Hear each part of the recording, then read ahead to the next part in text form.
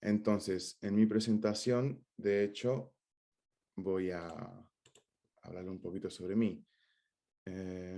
Vamos a hacer así. ¿Ahí están viendo? ¿Se ve bien? Sí, sí, se ve Sí, bien. se ve. Sí. Perfecto. Bien. Bueno, entonces comenzamos con esta pequeña charla sobre los emprendimientos y casos de economía circular que hay acá en Dinamarca. Bien, mi nombre es Sebastián Saladino, también soy de Río Cuarto, soy ingeniero industrial, estudié en la Universidad Nacional de Córdoba y actualmente estoy haciendo un máster de energía sustentable con especialidad en bioenergía en esta universidad donde estoy ahora, que se llama Universidad Técnica Danesa, acá en Copenhague, que es la capital de Dinamarca. Bien, entonces pasando mi introducción, podemos entrar un poquito, ¿sí?, en la teoría, si les parece bien. Les prometo que va a ser corto el tema de la teoría y lo menos aburrido posible, y después quiero hablar de algunos casos concretos de empresas y demás emprendimientos que aplican de manera directa a la economía circular. Entonces, lo que primero les quiero comentar es bioeconomía, ¿no?, que está relacionada con la economía circular. Hay una cosita, les vamos a pedir por favor que si se silencien, así podemos escuchar bien a Sebastián, gracias. Bien, entonces, comenzando con un poquito esta teoría, como definición de bioeconomía, podemos decir que son aquellas partes de la economía que usan recursos biológicos renovables, ¿verdad? Entonces se pueden producir todo tipo de productos en general, energía y hasta incluso servicios, de una manera sustentable. Y en detalle con esto tiene que ver con la economía circular, ¿no?, que es este modelo de producción que se basa en compartir, reutilizar o arreglar, alquilar, renovar, también sobre todo reciclar, ¿no es cierto?, todos los productos que básicamente a la larga lo que hacen es extender la vida útil del producto, o sea que está relacionado con lo que es el famoso análisis del ciclo de vida de un producto, ¿no? Entonces, cuando este producto extiende su vida útil, impacta de manera directa en la economía y en el medio ambiente. Ahora me gustaría entrar un poco más, ¿no es cierto?, en detalle, y nos acercamos para poner en contexto acá en la estrategia que tiene la Unión Europea, ¿no?, que logra muchos acuerdos, muchos avances después de largas discusiones. Hay tres puntos que me parecen importantes destacar, ¿no?, en lo que han definido en la Unión Europea, que es, primero, garantizar la seguridad alimenticia, y no hablamos solamente de Europa, sino a nivel mundial.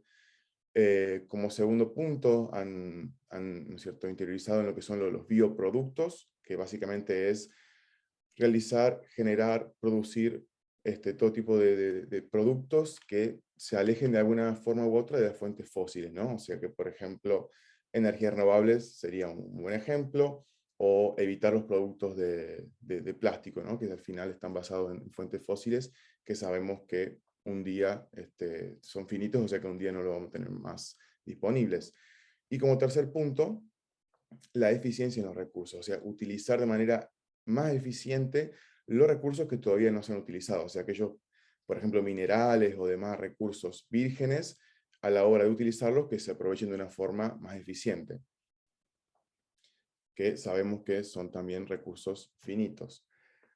Entonces, siguiendo con el tema de la economía circular, dentro de la Unión Europea, quiero destacar algunos puntos que me parecen importantes, como son el hecho de la gestión de residuos, entonces reducir los residuos al mínimo, es un punto clave que han definido, porque esto va a hacer que sean productivamente utilizados más de una vez, ¿cierto?, creando más valor, y como decía,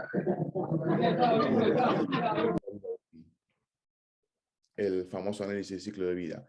El segundo punto es que, como ustedes seguramente ya saben, ¿no?, el tema de la economía circular contrasta con el modelo tradicional o economía lineal llamado, que va más en el hecho de usar y tirar, en el hecho de los materiales descartables o energía más económica, de fácil acceso. Entonces, va un poco contrastando con el modelo lineal, También el Parlamento Europeo hace bastante tiempo que viene pidiendo medidas discutiendo el tema de la famosa obsolescencia programada, que como ustedes ya saben, muchos productos, por ejemplo un celular, tiene una vida útil hoy de 2, 3, 4 años y quizás podría tener una vida útil mayor, podría ser una vida útil de 6 años, pero obviamente no impacta de manera positiva en el negocio y en las finanzas de esa empresa.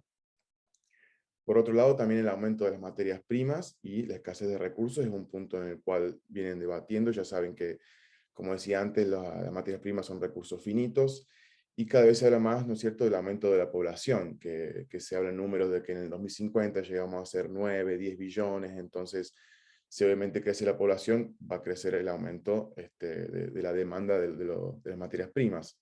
Y como por último punto es el impacto en el clima, ¿no? En el medio ambiente, que es lo que la economía circular tiene muy presente.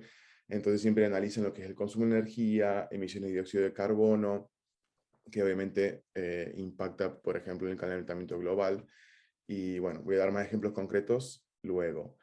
Algunos beneficios de la economía circular son estas medidas como la prevención de residuos, el diseño ecológico, la reutilización y que obviamente impactan en la economía y finanzas no solamente de las empresas, también me gustaría decir de los particulares, ¿verdad? En el diseño ecológico quería darle este pequeño ejemplo de la imagen que tienen ahí, que son las pajitas, ¿no? Los sorbetes. Ahora han decretado en Europa la prohibición de las pajitas de plástico, ¿no? Descartables. Entonces genera todo este nuevo mercado y ahora vienen, por ejemplo, pajitas hechas de cartón o de papel, que son biodegradables, o bien las metálicas, como se puede ver ahí arriba, que son reutilizables, ¿no es cierto? Entonces va obviamente a impactar de manera positiva en la gestión de residuos. Por otro lado, también la reducción de las emisiones de gases de efecto invernadero, como para darle un dato hoy, la producción de los materiales que usamos diariamente son responsables casi de la mitad de las emisiones de dióxido de carbono. Em, Como vengo mencionando, esto es reducir la presión sobre el medio ambiente, ¿no? Es uno de los principales beneficios que tenemos en la economía circular. También ayuda a mejorar la seguridad en el suministro de materias primas, o estimular competitividad, innovación, crecimiento económico, puede generar nuevos puestos de empleo. Me gustaría destacar el tema de la innovación, ¿no? Porque, como mencionaba, el diseño ecológico también hace que las empresas estén buscando nuevos productos, nuevos diseños, nuevos materiales. Entonces esto también genera la competitividad y el área de investigación y desarrollo ahora está apuntado, ¿no?, hacia este lado medioambiental que quizás décadas atrás no estaba considerado, ¿cierto? Y por último también quiero mencionar que proporcionar a los consumidores, ¿no es cierto?, estos productos, como decía, más duraderos, innovadores, y que tenemos como principal objetivo muchas veces el tema de ahorro económico, ¿no?, que impacte en el bolsillo de la gente, de las empresas, o sea, como uno de los principales beneficios. Les prometo una de las últimas diapositivas de teoría, y ya pasamos a los casos prácticos, pero esto es una de las cosas que he visto en una de las materias que he cursado acá, que se llama Recursos Ambientales y Económicos, donde están determinados 4 categorías principales, que se llaman categoría de políticas instrumentales. La primera se le denomina aproximaciones basadas en el mercado, en las cuales podemos tener como 4 subcategorías, podemos llamarle. La primera son los cargos e impuestos, creo que es lo más común o lo más clásico, como impuestos a las emisiones, como puede ser al dióxido de carbono o a otros gases, o a productos contaminantes, o a la disposición de residuos, ¿no? Por ahí, por ejemplo, acá en Dinamarca hay un impuesto a la cantidad de basura, residuos que una empresa genera, ¿no?, por tonelada, entonces obviamente que hace que se tienda a generar menos residuos. El segundo punto son los subsidios ambientales, que básicamente es una internalización de una externalidad positiva. El ejemplo sería el subsidio de las energías renovables, creo como más clásico, más fácil de entender. Como ya sabemos, las energías sustentables son bastante costosas, también tienen una baja eficiencia comparado con combustibles de fuentes fósiles. Entonces, una de las formas de fomentar esto es que el gobierno pueda dar subsidios, ¿no? Que sea más accesible y más económico estas energías renovables como solar, eólica, bioenergía, biocombustibles, etc. La tercera subcategoría son los permisos comercializables. Por ejemplo, acá en muchos países lo que se le hace es dar un permiso de cantidad de emisiones al año, ¿no? Entonces, estos permisos son intercambiables entre las empresas. Entonces, se pueden comprar y vender entre unas otras. Quien contaminó, entre comillas, menos, tiene por ahí como un excedente y se lo puede vender a otra empresa que necesita porque ha emitido mayor cantidad de gases. Y el cuarto punto en el cual voy a hacer hincapié en otra diapositiva es el sistema de depósito de devolución. Y también les voy a mostrar un video sobre este caso. Luego pasamos a otra categoría que se llama aproximaciones descentralizada, o también se le puede llamar pago por servicios ambientales. Para que sea más claro, le doy un ejemplo. Una empresa que se llama Vitel, básicamente vende agua mineral. Lo que hace esta empresa es pagarle, digamos, tiene su planta, ¿no es cierto?, en un campo, para aumentar la calidad también de su producto. Lo que hace es pagar subsidios, o sea, da monto económico a todos los granjeros, a todos los campesinos alrededor, para que aumente la calidad de su producto. Perdón, o sea, lo que me refiero es pagarle a todos los campesinos para que no utilicen agroquímicos o fertilizantes o cualquier tipo de insumo a todos estos campesinos, a todos los alrededores, para que así la tierra obviamente aumenta su calidad, por decirlo de alguna manera, y impacta de manera directa en el agua, entonces impacta de manera directa en la calidad de su producto. La tercera categoría se le llama instrumentos de comando y control. Para que sea más claro, le doy el ejemplo más común, que son las restricciones de tráfico, ¿no? En muchas ciudades, sobre todo creo que en Europa, lo que hacen es que en el centro de la ciudad, en el microcentro, se prohíben ciertos automóviles, o sea, los automóviles más contaminantes. Entonces, por un lado, restringen el tráfico, o sea, ayuda al tráfico, y principalmente a la contaminación del aire, ¿no? Sobre todo en la parte más concurrida, en el centro de la ciudad. Entonces, por ahí en algunas ciudades puede ver que, bueno, a partir de este punto solamente pueden circular autos eléctricos o auto Euro 10 por ejemplo, que tienen menos contaminación, o autos híbridos. Entonces, bueno, son como dos beneficios a través de esta restricción. Caso contrario, hay multa para el conductor. Y por último, los instrumentos de comportamiento, ¿no? En inglés se les llama nudge, que significa ayudita. Y es muy curioso, justamente tuvimos una charla en una de las clases de esta empresa, que se llama Oatly, que básicamente hacen productos lácteos, pero veganos, ¿no? O sea, todo lo que es la leche de avena, leche de soja, de almendra, etc. Y lo que ellos quieren, están fomentando una campaña para que se agregue en el packaging, en el envase, la cantidad y las emisiones de dióxido de carbono, ¿no es cierto? Entonces ellos han incorporado en su packaging, en la parte de atrás donde tenemos la tabla nutricional, donde tenemos proteínas, grasas, etcétera, también kilogramos de dióxido de carbono. Entonces cuando uno compra un litro de esta leche, puede decir, ah, bueno, este litro contamina en todo el análisis de ciclo de vida, ¿eh? O sea, desde la planta, el envasado, la producción, la logística, todo completo análisis de ciclo de vida, bueno, 35, por ejemplo, kilogramos de dióxido de carbono. Y ellos quieren fomentar esto, o sea, lograr incluso una ley para que sea obligatorio que en todos los envases, en todos los packaging se ponga cuánto son las emisiones de este producto. Entonces, imagínense que esto logra esta nueva competitividad entre las empresas, porque ahora los consumidores, al menos los que nos interesa el medio ambiente, siempre vamos a tender a elegir el producto menos contaminante. O, por ejemplo, lo que ya hace mucho se hace es en electrodomésticos, se indica la eficiencia energética de ese producto, ¿no? El lavarropa o lavavajillas, etc. Entonces ya también los consumidores, bueno, es un punto más a tener en consideración cuando vamos a elegir esto y no solamente el precio, sino algo que impacta en el medio ambiente.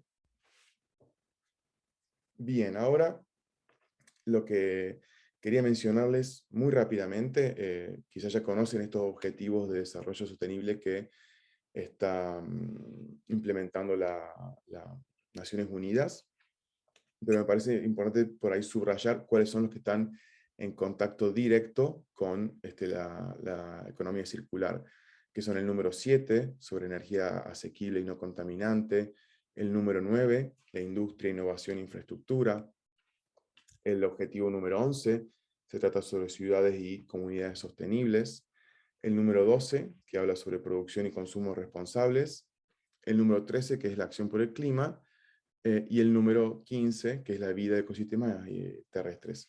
No hago mucho hincapié más en esto, para quien le interese me parece muy, muy interesante, si quieren leer más sobre estos objetivos que han implementado las Naciones Unidas, que se están ahora globalizando, ¿no?, de manera internacional, y hay mucho para aprender sobre el tema. Lo que quiero mencionar ahora es que la economía circular se favorece y es mucho más fácil de implementar muchos proyectos cuando hay una buena gestión de residuos. Fíjense, por ejemplo, acá, por ejemplo, en Dinamarca, la cantidad de diferentes materiales en los cuales está separada la basura, ¿no? Puede ser molesto al principio que uno tenga que tener tantos diferentes tachos y recipientes para diferentes materiales, pero a la larga, obviamente, que es beneficioso para el medio ambiente y ayuda a, obviamente, a generar nuevos materiales, a generar energía, y bueno, lo que es importante siempre considerar es lo que tenemos acá arriba a la derecha, es la famosa pirámide, ¿no es cierto?, de la gestión de residuos, donde tenemos lo que es lo más deseado a lo menos deseado, ¿no? Lo más deseado que es reducir, y si no es posible reducir, entonces reutilizar. Si no podemos reutilizar, entonces reciclar a través de un proceso productivo. Caso contrario, bueno, entonces pasamos a recuperar, como por ejemplo regenerar energía a través de esa basura, y la opción menos deseada es ir a un vertedero. Ahora sí, pasamos más bien a los casos prácticos, ¿sí? Me parece más interesante, más divertido. Em, Como mencionaba antes, en esas políticas instrumentales, la primera, que es la basada en el mercado, este sistema de depósito de devolución. Básicamente se basa en recargar, o sea, poner un valor económico a un envase, hoy en día básicamente son los envases de plástico y las latitas, al producto, y luego el cliente, cuando lo devuelve en el supermercado, se le reintegra el dinero. Entonces existen como tres categorías, ¿no? Se llama PANT, tenemos PANT A, B y C. Por ejemplo, acá tengo una botella, para que lo vean, acá se ve que es PANT C. Entonces, cada uno de estos envases tiene un valor, por ejemplo, 10 centavos de euro, 15 o 20. Entonces, bueno, se le recarga al consumidor cuando compra eso en su mercado, y luego cuando va lo devuelve, tienen una máquina, como la que se ve acá en la imagen, y se le da un ticket, y con ese ticket puede utilizarlo en la compra, o bien ir a la caja y tener el dinero en efectivo. Ahora la parte donde podemos ver el video, si les parece, y si sale bien, como me va a decir Ceci si pueden ver. Dale, perfecto. A ver. El lado de envases, tengo un pequeño canal de YouTube que se llama Viajero Infinito, lo pueden buscar, y Dale. acá vamos a mostrarle cómo funciona esta máquina, ¿sí?, para la devolución de envases. Bien, ahora vamos a poner la botella en la máquina, así sacamos algunas coronas extras, porque en Dinamarca reciclando se dan money, dinero. Así que ve, latita, a la máquina, una corona. Botella de plástico, nos dan 1,50. Y así juntamos algo de guita extra para comprar en el súper, o que lo dan en efectivo. Así que la verdad que Dinamarca en el reciclado está muy, muy avanzado.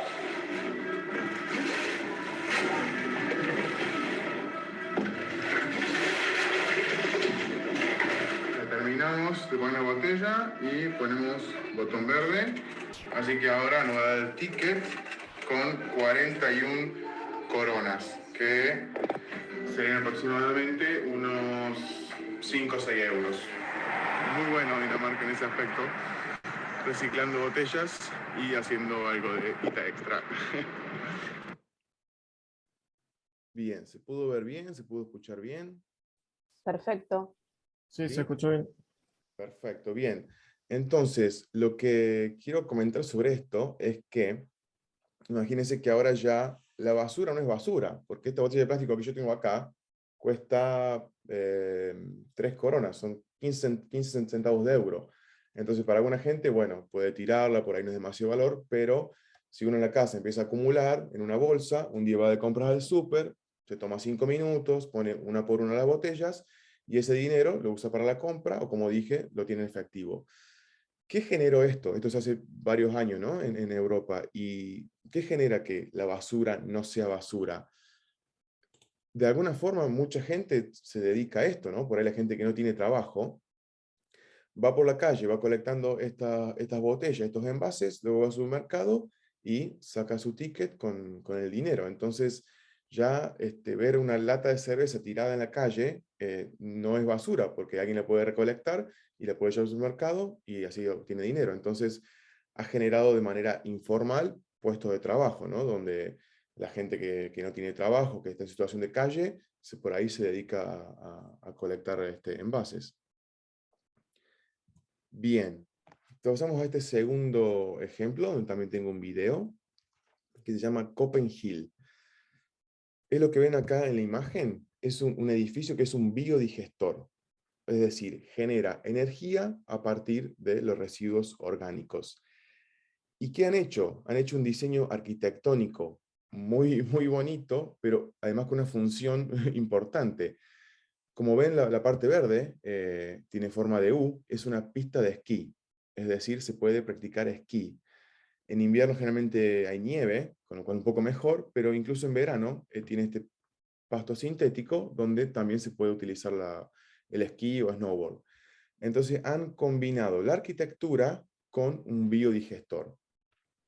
Además tiene una terraza con una linda vista, con un bar, y en la parte derecha no se aprecia en la imagen, pero tiene una palestra, ¿no? Para practicar escalada, que tiene más de 50 metros, me parece.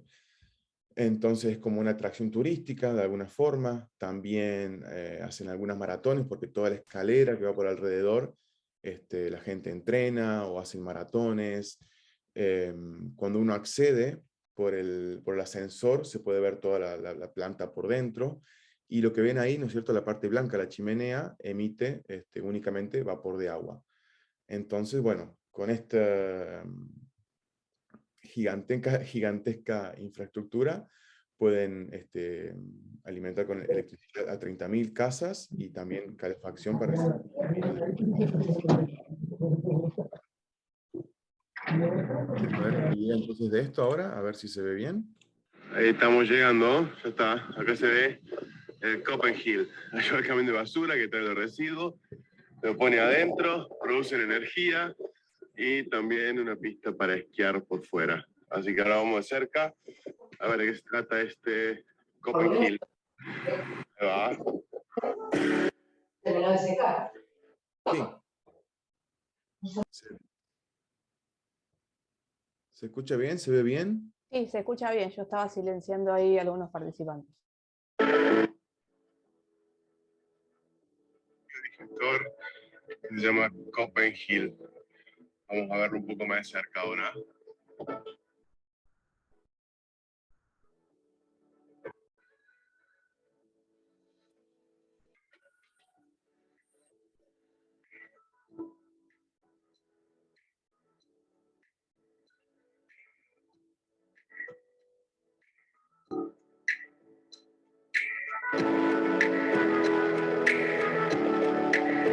Bueno, acá llegamos hasta arriba de todo. Esta es la vista de Copenhague.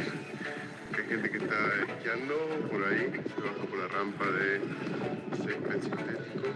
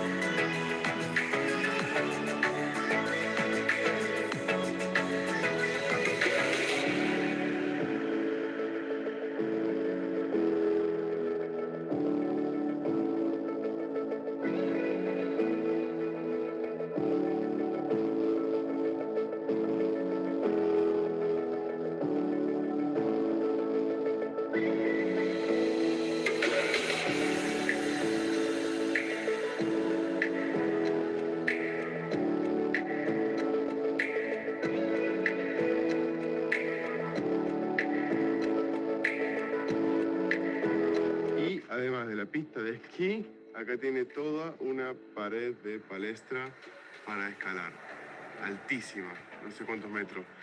Todo este edificio debe tener más de 80 o 100 metros, así que esta palestra es la más alta que he visto en mi vida. Qué increíble arquitectura este biodigestor. Bien. Volvemos entonces a las diapositivas. Bien. Seguimos con algunos otros ejemplos, entonces otros casos prácticos. Esta marca de cervezas es la más conocida en Dinamarca, bueno, quizás a nivel mundial, es Carlsberg, sería como la Quilmes, ¿no? En Argentina, es la cerveza popular, la más económica. Y lo que están ahora implementando es que el envase sea completamente biodegradable. O sea que están desarrollando un envase hecho de fibra de madera. Todo está en la fase de prototipo, pero bueno, están apuntando a hacer envases sostenibles, ¿no? Entonces son estos ejemplos de que, bueno, se deje utilizar el plástico o el vidrio, los materiales sean reciclables, sean biodegradables, ¿no es cierto? Entonces, bueno, seguramente al principio tiene un impacto en el costo, seguramente son más costosos de fabricar, pero bueno, a través de estas inversiones, de subsidios del gobierno y demás, creo que con ciertas medidas es posible de implementar en el corto y largo plazo. Bien. Sigo con otros ejemplos. Estos ya también lo pueden ver, ¿no es cierto?, en Buenos Aires, en muchas ciudades, el sistema de bicis o de los scooters, ¿no? Los monopatín que son compartidos, ¿no? Con la aplicación uno puede ver el mapa, en qué lugar hay una bici o un monopatín, llega, lo destraba, y luego se cobra por minuto, ¿no? O por kilómetro recorrido, depende, pero ya hay muchas empresas, entonces hay ya más competitividad, con lo cual los precios son más accesibles. La bicicleta también tenemos bicis eléctricas o bicis normales, entonces cambia el precio, pero entonces hay mayor variedad de productos alternativas. Y que se llama SwapFits, es un poco diferente. Es un sistema, una plataforma donde uno puede alquilar una bici por mes. Es decir, que uno tiene una suscripción mensual, pero la bicicleta por ese tiempo es tuya, ¿no? Uno la guarda en su casa y la usa como quiere y paga un monto fijo por mes. Pero nunca llega uno a ser dueño de la bici. Entonces, por ejemplo, acá hay estudiantes que vienen por 6 meses y no quieren comprar una bicicleta, bueno, alquilan 6 meses esta bici y luego la devuelven. Un beneficio que tiene esta empresa es que les otorga mantenimiento gratuito, ¿no? Si uno tiene un problema con la rueda, con lo que sea en la bici, lo llama o va a la sucursal y te arreglan la bicicleta sin costo adicional. Es utilizada mucho por la gente que hace delivery, que acá una de las empresas más famosas de delivery es Bolt, porque tienen la bici eléctrica con la cual va mucho más rápido y con menor esfuerzo, entonces es muy utilizada por los que hacen Bolt, de los cuales cabe mencionar que muchísimos son argentinos. Ahora algo similar, pero con autos, ¿no? Las dos empresas más conocidas son esta que se llama Green Mobility y WeShare, que básicamente es lo mismo que la bicicleta, pero con un auto eléctrico. Uno ve en el mapa donde hay un auto estacionado, llega, con la aplicación lo destraba, y uno accede al auto, ingresa, lo maneja y se tiene un costo por minuto. Y hay zonas donde está permitido estacionar y zonas donde no. Uno puede ver en el mapa la zona verde, entonces llega, bueno, acá se puede estacionar, lo estaciona, lo traba y listo, te cobraron por minuto. Previamente uno tiene que cargar todos sus datos, la licencia de conducir, etc. Pero a la fin lo que quiero mencionar es que no hace falta que cada uno tenga un auto, sino que el mismo auto es compartido por muchas personas. Entonces imagínense que no hace falta que 15 personas tengan que ser dueñas de 15 autos, sino que 15 personas ya con 3 autos pueden moverse para ir al trabajo, para ir a cualquier lado, ¿no? Al gimnasio, donde quieran. Y también ya empieza a ser una cuestión internacional, porque si la misma empresa también tiene bases en Alemania, por ejemplo, entonces uno puede incluso manejar de Dinamarca a Alemania y quizás dejar el auto en Alemania. Entonces imagínense que esto ya puede trascender las fronteras y cuánto puede expandirse, ¿no? Y si ya cada vez hay más autos y también cada vez más empresas, como decía antes, hay más competencia, el precio es más competitivo, es menor, más accesible para los usuarios. ¿Y qué ventaja tiene? Que uno no tiene que hacerse cargo de mantenimiento, lavado, ni nada del auto. Uno lo usó esos minutos y listo. Algo similar, pero el concepto es diferente, es el de BlaBlaCar. Quizá lo conocen porque en Argentina existe, creo que se le llama Carpool, hay una aplicación que se llama Carpool R, donde básicamente es una persona que viaja del punto A al punto B, lo sube en la aplicación, dice yo, este día, a esta hora voy de Rosario a Buenos Aires. Entonces, y tiene un costo, tiene un precio, entonces dividimos el costo del combustible, etcétera, y una persona puede sumarse a ese viaje. Uno puede ver el perfil, donde ve el nombre, etcétera, y al final es beneficioso para el conductor porque el costo del viaje lo divide entre la cantidad de pasajeros, y para uno que está buscando también un viaje y por ahí puede esto ser más económico que viajar en colectivo, ¿no? Entonces es beneficioso para las dos partes, o sea, viajes compartidos, y afecta de manera directa al tráfico, ya que en lugar que 4 personas viajen en 4 autos diferentes, solamente podrían viajar en un auto, entonces menos contaminación y menos tráfico. Así que una de las plataformas, aplicaciones más conocidas que yo la he usado mucho es BlaBlaCar. Es divertido porque el nombre viene debido a que en la aplicación uno puede elegir entre bla, bla, bla o bla, bla, bla, según cuánto quiera conversar durante el viaje, ¿no? Entonces, si una persona no tiene ganas de conversar, elige la opción bla, y si uno es muy conversador y quiere incluso hacer amigos y demás, puede poner la opción bla, bla, bla. Entonces ya el conductor sabe un poco previamente cómo va a ser el pasajero.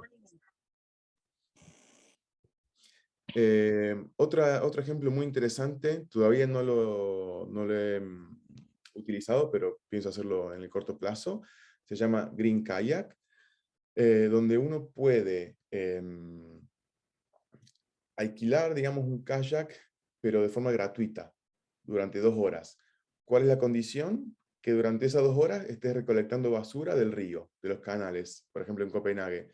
Entonces uno da un paseo en kayak, pero te dan, ¿no es cierto?, este balde o alguna pinza o algo, y va juntando lo que vea, ¿no? Hay botella, bolsa de plástico, etc. Entonces uno está favoreciendo el medio ambiente y tenés un paseo en kayak gratis, que de otra forma por ahí podría ser muy costoso o demás. Así que me parece una buena combinación este tipo de proyectos. Y bueno, este es uno de los últimos ejemplos que les traigo, que se llama Viga. Es una empresa que otorga una suscripción, donde, o sea, los padres pueden adquirir ropa para niños, y luego la devuelve y obtiene otra tanda de, por ejemplo, 20 piezas de ropa de un talle más grande. Entonces el niño va creciendo y uno va siempre recibiendo nueva ropa, y la ropa que uno le devuelve a la empresa tiene un proceso de lavado profesional y se le da a otros clientes. Entonces es ropa de calidad, con lo cual la duración es alta, y como está dividido al final en muchos usuarios, es más económico. Entonces, un dato curioso es que, por ejemplo, se reduce en 80% como máximo los residuos textiles, y fíjense, el mismo concepto que traía antes, uno no es dueño de la ropa, sino que la está alquilando, como si entre comillas, ¿no? Porque la empresa te da la ropa para tu hijo y luego la devolves y tenés otra remera, pero un talle más grande, ¿no? Entonces, es todo este concepto de la economía circular, que es eh, no ser dueño del producto, ¿no? Sino que se comparte por ahí de una forma u otra entre los usuarios. Así que la verdad que, bueno, esta empresa me pareció muy curiosa. Y ya en lo último es, ¿qué acerca de la comida? ¿Qué tenemos acerca de economía circular en la comida? Una aplicación que se hace mucho tiempo en muchos países de Europa se llama Too Good To Go, ¿no? Que sería como una traducción de demasiado bueno para ir, que básicamente lo que hace es vender los restos de comida de un restaurante o un supermercado que no lograron vender. Entonces uno en la aplicación puede ver en el mapa qué ofertas hay, y se vende un plato de comida o una bolsa a un precio mucho menor que el normal. Por ahí puede ser un cuarto o un quinto del precio normal. Entonces, si para alguno puede ser muy costoso comer sushi, capaz que con esta opción puede ser más mucho más económico, accesible. Y lo he utilizado varias veces, me gustó mucho porque a veces te dan mucha cantidad de comida, por ejemplo, en los supermercados, ¿no? Que tienen la sección panadería. Uno ya sabe lo que va a comprar, ¿no? A veces tenemos caja sorpresa, pero uno ya sabe más o menos la cantidad. Y uno lo compra a este precio mucho menor y luego va al supermercado y tiene una bolsa y por ahí viene con lo que quedó del día, ¿no? Pero con un montón de facturas o pan o un montón de sándwiches que Sí, uno sabemos que se pueden seguir comiendo al día siguiente, así que me parece muy útil porque es beneficioso para la empresa, restaurante o supermercado y para los usuarios. El último ejemplo que les doy es esta empresa que se llama WeFood. ¿Qué es lo que hace WeFood? Recolecta los desperdicios, entre comillas, de los supermercados y los vende a un precio mucho menor. Entonces, por ejemplo, la fruta que queda a veces que no se vende porque sabemos que los consumidores buscan siempre, ¿no?, la manzana y la fruta perfecta y a veces quedan como desecho fruta que está en perfecto estado, pero que tienen una marquita, ¿no? Y por ahí no lo vendieron por eso. Y muchas veces, lamentablemente, termina en la basura. A mí el tema de desperdicio alimenticio es un tema que me interesa mucho y fue uno de los proyectos con los cuales trabajé en la última materia que hice en el mes de junio. Entonces, en los países, sobre todo de Europa, es gigantesca la cantidad de toneladas de desperdicio alimenticio que se tiran por día. Entonces, quizás por eso surgen estos nuevos emprendimientos. De hecho, esto no es una empresa, es una ONG, una institución sin fines de lucro. Creo que hay 2 o 3 de estos mercaditos, no son muy grandes, pero son unos mercaditos que están en el centro. Y entonces, por ejemplo, ¿qué termina en este mercadito? Las latas, por ejemplo, de arveja o choclo que están un poco abolladas. Y su mercado o bien no puede venderlas o está prohibido que las vendas o demás. Productos que están muy cerca de la fecha de vencimiento, ¿no? Por ahí tenemos algo que está cerca de vencer y el supermercado ya piensa en tirarlo. Bueno, estas empresas lo recolectan, reciben donaciones, entonces de supermercados, de restaurantes y demás, y vende a un precio mucho menor, con lo cual se evita el desperdicio alimenticio, se reduce en cierto modo, ¿no? Todavía queda mucho para trabajar en este tema del desperdicio alimenticio, pero me pareció una idea muy buena y que no sea una empresa, que sea una ONG, ¿no? Que se dedica a, básicamente a reducir el desperdicio alimenticio y a darle esta segunda vida que por ahí tenemos. Con esto cierro, ¿no? Porque me parece que tenemos por ahí que cambiar nuestra mentalidad como consumidores, ¿no? Que buscamos la perfección, sobre todo en el tema de la fruta, ¿no? Que siempre elegir la mejor y queda descartado algo de fruta o verdura que está perfecto. Hasta incluso a veces la fruta madura puede ser mejor que la fruta nueva. Entonces es como darle esta segunda chance y me parece que por ahí también el hecho de que como consumidores queremos siempre que esté todo el stock disponible en el supermercado. Y bueno, por ahí para evitar, por ejemplo, menores desperdicios, podríamos empezar a aceptar que alguna vez un producto no está en stock, porque ese overstock, ese sobrestock, genera que el supermercado tenga que tener mucho stock y al final termina en grandes cantidades de desperdicio alimenticio. De hecho, se utiliza este concepto hace tiempo en Europa, y en muchos países desarrollados, que le llaman dumpster diving, ¿no? Que se traduce como bucear en la basura.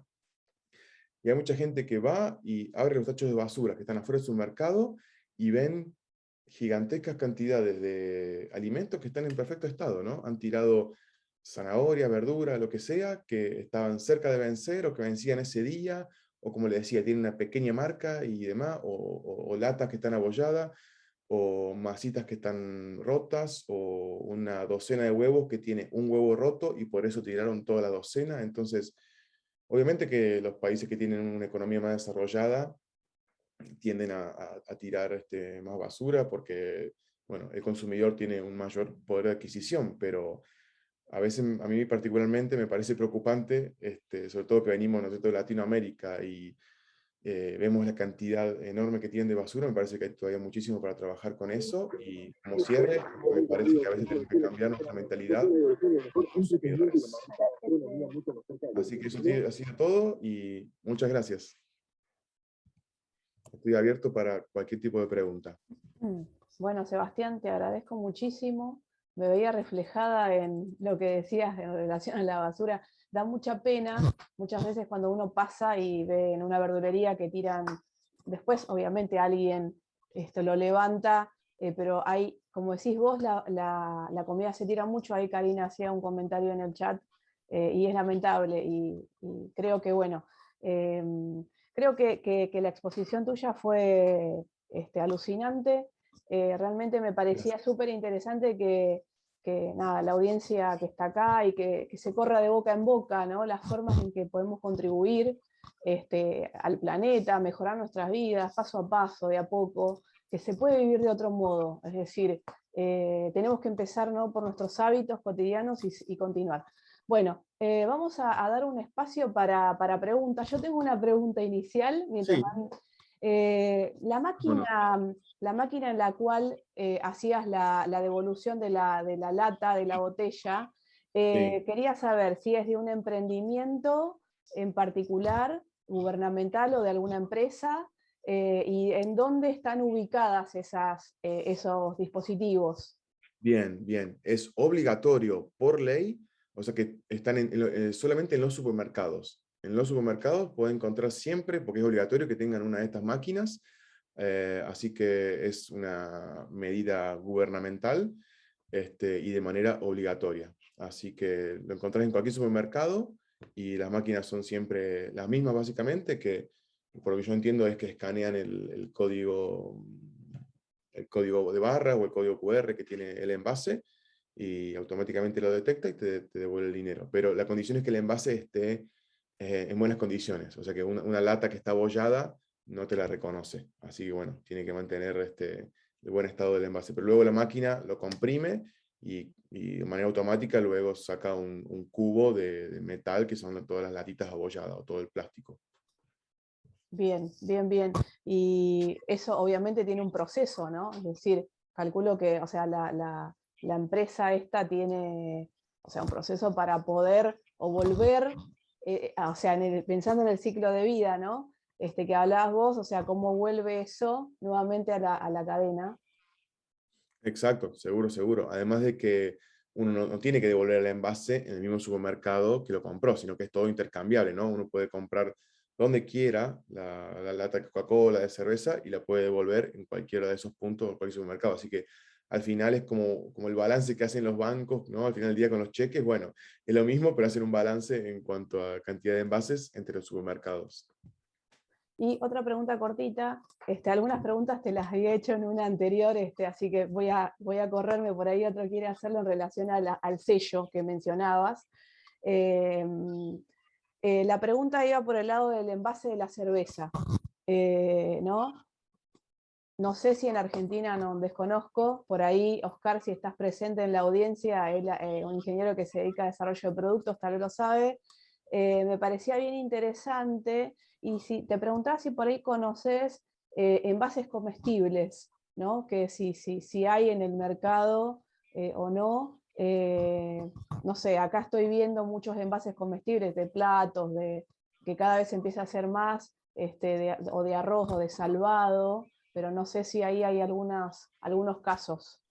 Mira, no he visto mucho, más que simplemente por ahí una ensalada dentro de un plato que está hecho así de semillas o de pan.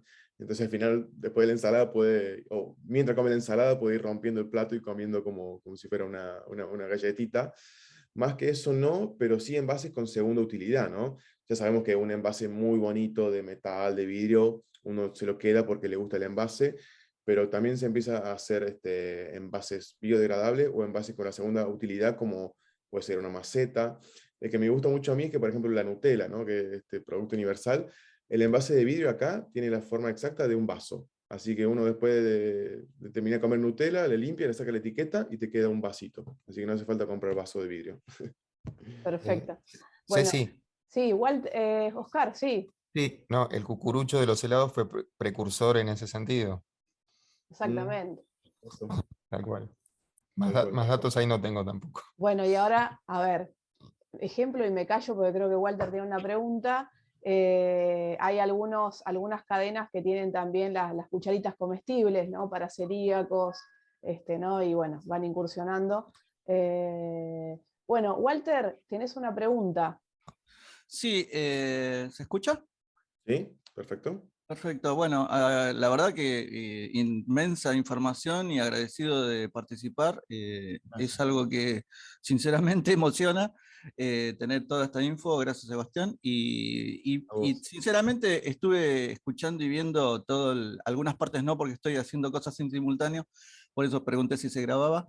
Pero en el caso nuestro estamos articulando desde el programa Pares de nuestra comunidad de la universidad y bueno, estamos haciendo foco más que nada en el acompañamiento de cooperativas y en el compre cooperativo, no sé si habrán escuchado, que desde la Secretaría de Desarrollo Tecnológico y Social lo estamos implementando, está en pleno proceso, y es impresionante la cantidad de grupos cooperativos que tenemos en el territorio y que estamos acompañando. De hecho, no sé si ustedes habrán visto, las bolsas de la librería fue justamente una articulación nuestra, desde la Secretaría para que bueno, puedan comprarse las bolsas de papel que elabora una fábrica recuperada de gráfica.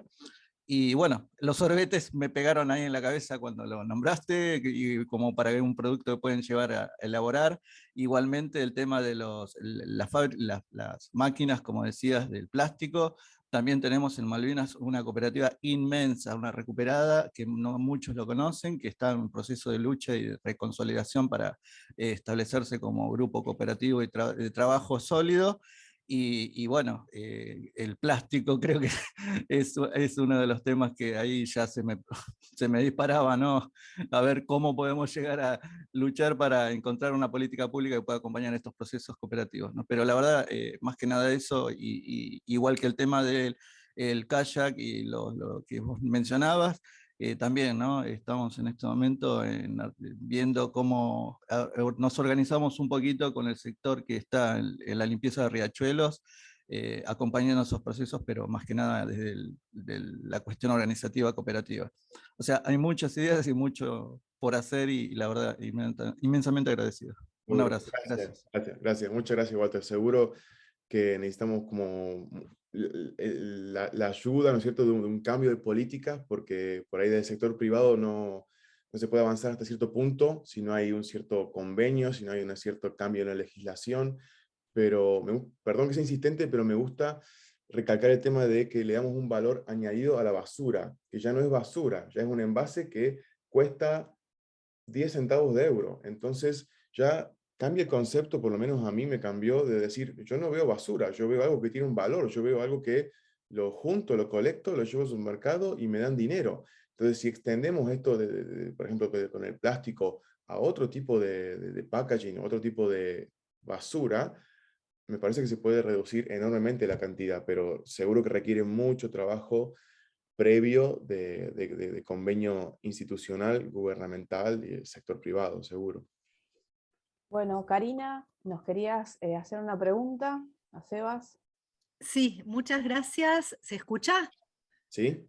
Sí, agradecerles por la organización de la actividad, me parece muy importante, agradecerle a Sebastián que fue muy claro, muy didáctico, gracias. Gracias, Y no, gracias. preguntarte un poquito sobre los incentivos macroeconómicos y mesoeconómicos que hay a estas empresas, porque me llama la atención. ¿Por qué lo digo? Porque, por ejemplo, lo del transporte, vamos a dar un ejemplo, el transporte compartido en auto, que es muy importante, ¿no? Porque es un despilfarro de recursos, viajar, que una persona esté en un auto y el resto del auto vacío. ¿Sí? Pero eso obviamente disminuye la demanda de autos. Entonces digo, me imagino que para que todas estas empresas se desarrollen, tiene que existir una política de incentivo a las empresas para que les convenga, por ejemplo, subsidiar a los productores que para que no contaminen la tierra. O si no, digamos, si no hay una política macro que cambia los incentivos, todo lo que tiene que ver con una reducción del consumo genera pérdidas en otras empresas. Por lo tanto, ahí aparece una cuestión clave que es cuál es la regulación macro y mesoeconómica que promueve este tipo de comportamiento por parte de las empresas. ¿Se entiende la pregunta? Si vos Entiendo. tenés idea, quizás no sabés Sí. eso puntualmente, pero a mí me parece que hay toda una regulación en la Unión Europea, por lo que yo conozco, que fomenta esto, que si no, solo no se produce. Es decir, Claro, entiendo. ¿se entiende lo que digo? Entiendo la pregunta. La verdad que te soy sincero, no tengo tanto conocimiento como para el Ajá, macroeconómico, pero seguro que tiene que haber o sea, hay sí, acuerdos a nivel europeo, Unión Europea, hay regulaciones, o sea, tiene que haber muchas veces subsidios para que esto se pueda claro, lograr. claro, También aumenta por ahí el costo del producto, porque vendemos muchos autos que son con nafta para equiparar que se vendan menos autos. Es una de las razones por las cuales también el auto eléctrico es más costoso. Es más claro, costoso porque utiliza otros materiales, porque está en fase de desarrollo, pero también porque si utilizamos menos cantidad de autos nafteros, el nuevo auto eléctrico es más costoso, ¿no? El ejemplo claro, acá, claro. como Tesla, como empresa líder por ahí, son autos costosísimos, ¿no? Entonces, en parte por ahí viene esa compensación. Yo he escuchado un ejemplo en Noruega, que a pesar de ser un país con riqueza de petróleo gigantesca, las empresas ya le dan subsidio y beneficio a los empleados que llegan con autos eléctricos, ¿no? O sea, por empezar Claro, tienen un espacio particular de estacionamiento, le dan energía porque le dan para que cargue el auto. Entonces, fíjate que un país petrolero le da subsidio y beneficios a todos los que usan autos eléctricos. Entonces, bueno, tiene que haber un cambio gubernamental, pero te soy sincero, no sé al punto claro. de la No, a mí macroeconomía. claro, no, discúlpame que, digo, a mí me interesa eso por la cuestión económica, porque yo me dedico a eso, pero me parece que es muy importante eso conjuntamente, que va de la mano con, por lo que yo entiendo, con la contabilidad ambiental, digamos, con las cuentas satélites que tienen que existen en Europa, que son satélites de las cuentas nacionales, que permiten hacer un seguimiento del stock de biodiversidad, del stock de servicios ecosistémicos, de los flujos, ¿no? De la variación en los flujos anualmente. Ellos, al contabilizar a través de la contabilidad ambiental y también de la economía ecológica, de indicadores físicos, geofísicos, biológicos, etcétera, el monitoreo del patrimonio natural, entonces es posible visibilizar la pérdida de riqueza que involucra la destrucción de la naturaleza y de los servicios ecosistémicos, que si uno no tiene esas cuentas incorporadas, no se visibiliza. Es decir, internalizar la pérdida requiere tener un sistema de contabilidad ambiental desarrollado que nos permita incluir esto, por ejemplo, y modificar el cálculo de Producto Bruto Interno, porque nosotros no contabilizamos la destrucción de los bosques, la contaminación de las aguas. Entonces, bueno, Sí. es un cambio muy importante en la regulación nacional, eh, regional, municipal, que debe acompañar este cambio de conducta en las empresas y en los consumidores, porque si no se da, es muy difícil que esos incentivos privados promuevan este cambio de concepción según el cual la basura no existe, ¿no? Así que bueno, muchísimas gracias. Quería compartir esta reflexión. Yo soy profe de Política Económica Ambiental en Luján, en la Universidad Nacional de Luján, y Interesante. de leer la literatura de la Unión Europea, conozco esto de la contabilidad ambiental que debemos empezar a enseñarlo aquí porque es muy importante. ¿No? Es un cambio, necesitamos un cambio en la política pública muy importante. Muchas Totalmente. gracias, muchas No, por gracias. favor, gracias a vos. La verdad que es muy interesante y es verdad, ¿no? Sería muy bueno que de alguna manera se incorpore de alguna manera en el PBI, ¿no? Porque no contabilizamos por ahí. Claro, Que en el PBI tenga algún punto donde considere lo verde. Y todos, según sabrás, pero la Unión Europea y países desarrollados que están con esta contabilización del dióxido de carbono a un nivel muy, muy desarrollado, tienen el objetivo de que en el 2050 las emisiones de dióxido de carbono sean cero, lo cual es un objetivo enorme, pero quizás sea posible, ojalá sea posible, y tiene que haber un cambio de política y de regulación en las leyes para que podamos llegar a eso. Y no es que talamos un árbol, plantamos un árbol, porque un árbol que tiene 20 años tiene un secuestro de dióxido de carbón de tantas toneladas o kilogramos que no son equiparables a plantar un árbol chiquito nuevo. Entonces, por ahí si talamos un árbol por necesidad de alguna manera que sea muy necesario, después tenemos que equiparar en términos de dióxido de carbono la nueva plantación de nuevos árboles. Así es, sí, sí, sí. Y me parece también a mí que toda la discusión sobre la importancia, además de la reducción del consumo, es decir, la suficiencia como un valor social que es contrario al consumismo, porque también hay que decir que los países desarrollados, en particular Europa y Estados Unidos, consumen alrededor, para 2017 consumían alrededor tenían una huella material, un consumo de materiales de 26 toneladas por habitante promedio, 27, mientras el resto del mundo en promedio, incluyéndolos a ellos, ¿no? Tenía una huella material de 11 toneladas por habitante por año. Es decir, que el grueso del consumo material lo explican los países desarrollados. Ellos tienen un gran desafío de reducción de consumo de materiales. África consume 3 toneladas por habitante por año, ¿no? Así que es muy importante también combinar esto con un cambio cultural que no esté basado en el consumismo como actitud de los individuos en la sociedad, para lo cual se necesita un cambio de incentivos, ¿no? Nuevamente.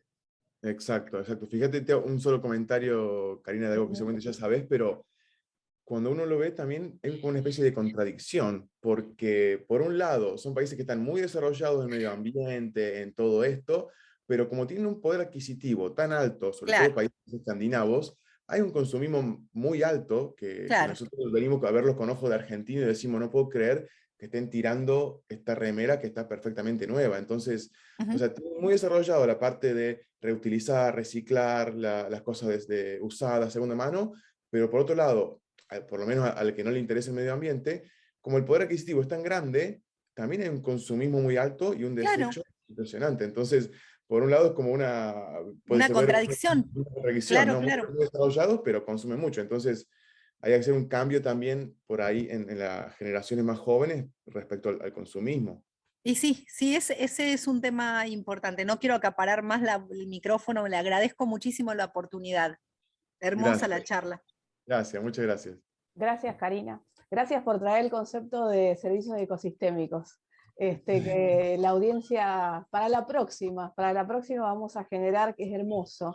Y el valor que tienen, obviamente, los árboles, y invitamos a que cada vez más se sumen a plantar árboles y a cambiar nuestros hábitos de consumo.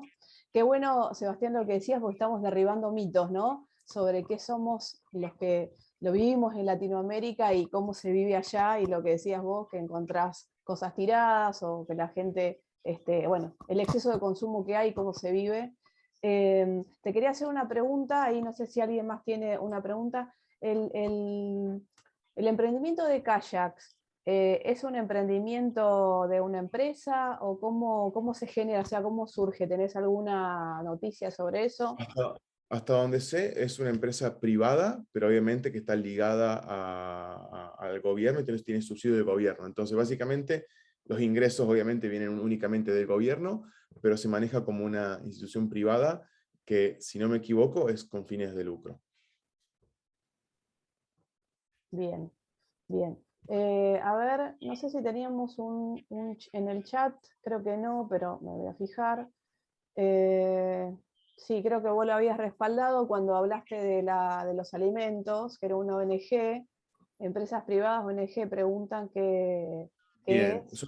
justo los dos casos son diferentes, porque que es WeFood, que se basa en donaciones de supermercados, es una ONG.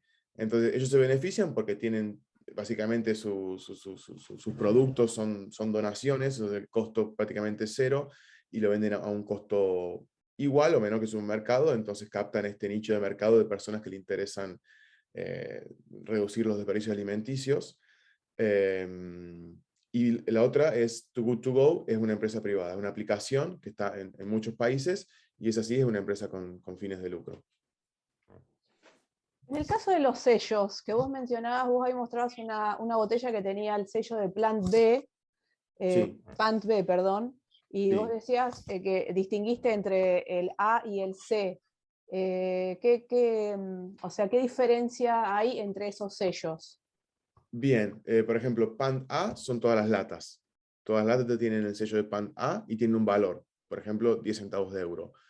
Pand B son los plásticos, pero de medio litro, y tienen un valor de 15 centavos de euro, por ejemplo. Y Pand C son los de plásticos, pero de litro y medio, o 2 litros, y tienen un valor más alto, de 20 centavos de euro. O sea que tenemos 3 valores diferentes según el tamaño o el material.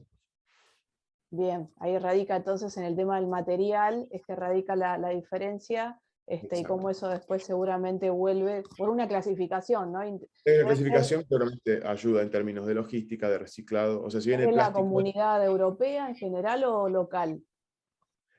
O sea, esto se usa en muchos países, no es en toda la Comunidad Europea ni en toda la Unión, pero hay muchos países que ya lo tienen, ¿no? En Alemania ya lo hacen, acá en todos los países escandinavos, si no me equivoco, ya lo están haciendo, pero cada uno tiene su propio sello. O sea, creo que todos le llaman Pant, pero no son intercambiables. O sea, que el que se compró una cerveza en Alemania y viene acá, la máquina no la reconoce.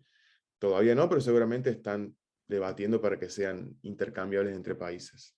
Bien, te hago una última pregunta y por ahí si hay alguien de la audiencia que quiera hacer y vamos cerrando. Vos mostrabas en el video la recicladora, o sea, la que brindaba energía, energía y gas, y Sí. en ese caso, ¿cómo fue el proyecto? O sea, ¿tenés alguna idea de cómo se fue montando ese proyecto? O sea, es de residuos, ¿no? Evidentemente, que luego se aprovecha para qué tipo de residuos. Bien.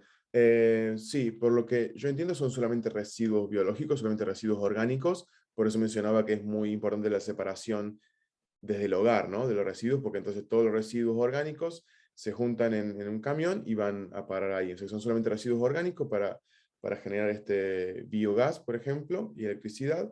Y yo creo que la planta se abrió hace unos 10 años o 15 y es un proyecto netamente gubernamental. O sea, no sé si hay alguna inversión privada, hasta donde entiendo, creo que no, y es solamente gubernamental. Bien, bueno, gracias. ¿Alguien más tiene alguna pregunta o algo no sé, algún comentario, alguna reflexión? Si no, vamos cerrando. Te agradezco nuevamente, Sebastián, el tiempo, Por favor. y yo sé que estás ahí, que ya te vas a tu laburo, así que No hay problema, no hay te problema. dejamos. Quiero que por ahí, para cerrar, menciones lo que estás estudiando y un poco, bueno, lo que te llevó también al inicio de la charla. Decías vos que a través de Diego Tello, un amigo en común que te ayudó, ¿no? a ir a estudiar allá. Eso sí lo puedes mencionar y cerramos. Sí, sí, sí. Mira, yo estudié ingeniería industrial, ¿no? En Córdoba, que como ya saben va todo orientado a producción y a producción en volumen. Y tuve solamente una materia de ambiental, ¿no? Que me gustó mucho, y de hecho la profesora fue la segunda persona que me hizo la carta de recomendación junto con Diego Tello. Entonces, luego tuve una época donde estuve viajando, tuve la pandemia y quería reconectarme, porque después de 2 años un poco desligado de la ingeniería, quería reconectarme o trabajar o estudiar, o las dos cosas, en ingeniería. Pero quizás en ese viaje me di cuenta que lo que me gustaba a mí era la parte verde, la parte ambiental. Entonces ahí empecé a buscar, bueno, a ver cómo puedo desarrollarme, qué tipo de posgrado, máster puedo hacer. Em, entonces, bueno, ahí descubrí que acá en Dinamarca tenían muy desarrollado el tema de medio ambiente, que había muchos diferentes máster, y empecé a, bueno, a googlear, buscar información, preguntar, indagar, demás, hasta que finalmente llegué, o sea, apliqué, la verdad, en varias universidades, pero esta era la que más me atraía, y dentro de la universidad aplicás en 4 programas. Yo apliqué en fue el primero, y gracias a Dios fue el que quedé, que es en energías sustentables, y también estaba ingeniería industrial, logística, y apliqué los demás, pero a mí siempre lo que más me atraía era la parte verde. Todavía no estaba seguro si era la parte verde como energía solar, si era qué parte. Había varias líneas, y la que más me interesaba era la de bioenergía, ¿no? Como por ejemplo biogás. Y siempre me llamó mucho la atención que en Río Cuarto tenemos una planta muy importante que se llama Bio 4, que genera biocombustible básicamente a partir del maíz. Entonces fue algo que siempre me llamó la atención y dije, bueno, quiero ser ingeniero industrial, trabajar en una industria, pero de este rubro, porque trabajé en la automotriz, trabajé en Fiat en Córdoba, obviamente que me gustó mucho y fue una experiencia enriquecedora, pero en realidad podría trabajar en una industria de ese tipo, pero quizás en el área de medio ambiente, o bien una empresa que esté directamente produciendo energía o algo relacionado al medio ambiente. Y yo creo que a lo que voy a apuntar, como decía, lo que me gusta mucho es el tema de gestión de residuos o desperdicios alimenticios. Entonces, por ahí me gustaría empezar a cada vez indagar e introducirme más en el hecho de la economía circular orientada a la gestión de residuos y, bueno, generar energía a través de residuos me parece como una idea que engloba y cierra todos los aspectos de la economía circular, medio ambiente y todos los aspectos que me gustan. Bueno, buenísimo. Gracias, gracias. Mencionaste lo de Bio 4, tengo o sea, los conocí, bien interesante el caso, y está bueno esto, ¿no? Que la audiencia sepa cómo se va generando, o sea, de dónde se genera energía, de muchas, a ver, de los granos, ¿no? Del maní, del, qué sé yo, del arroz, ¿no? Eh, eh, Qué tipo de energía se va generando y las empresas que están detrás de eso está muy bueno. Así que, bueno, nada más que gracias, gracias a todos y todas. No se olviden de completar el formulario para los créditos, los chicos del Instituto de Industria, estudiantes, perdón, del Instituto de Industria. Y bueno, gracias por acompañarnos y nos vemos hasta la próxima. Bueno, muchas gracias a ustedes, fue un placer, ¿eh?